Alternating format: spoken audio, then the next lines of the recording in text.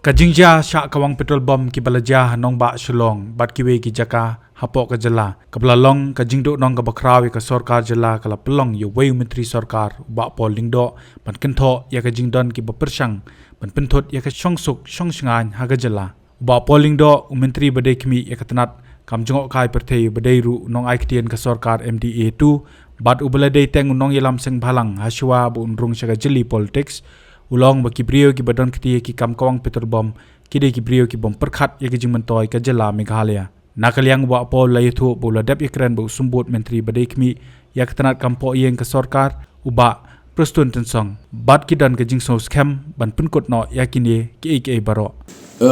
In fact, we are very seriously concerned about any attempt to derail law and order in the state of Meghalaya. Whoever is committing and whoever are beyond these series of attacks certainly does not have the best interest of Meghalaya in mind. We, the entire world, the entire country is now looking up to Meghalaya as an alternative to tourism because of a number of factors, including our nature and our AQI level. You know, one of the few hill stations with an AQI level of 60 or below, which certainly, and also amidst the heat wave across the region, we are one of the few places that are relatively free from both of these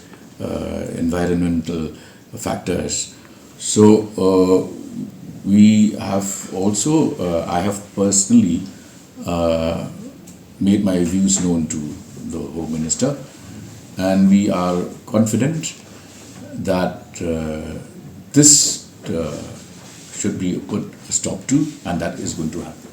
Halor ka jingkali bakini ki jingja kin kata ka jingwan ki nong jong kai perthei sha ka Jylla ba pol long bakamlong banchukran raikot ne kirki patka samai jong kai kasdang kieu nadu nai jeliu. I think it's too early to jump to such conclusions. Generally, our tourism season would peak in the month of June, and with the intervention of the state government and with the appeal that has been made to all concerned, and also the fact that the police department has committed to pull up its socks, we are confident that this trend will stop. I really can't pinpoint one particular factor, but as you know, there are disgruntled elements in every society, and probably that could contribute to these episodes. But on the whole, I would like to put it this way, that whoever even contemplates committing such an act should remember that they have brothers, they have sisters who are making it in life, earning their livelihood through the various opportunities that tourism is offering. I'm certain that with that thought process in mind, they wouldn't want to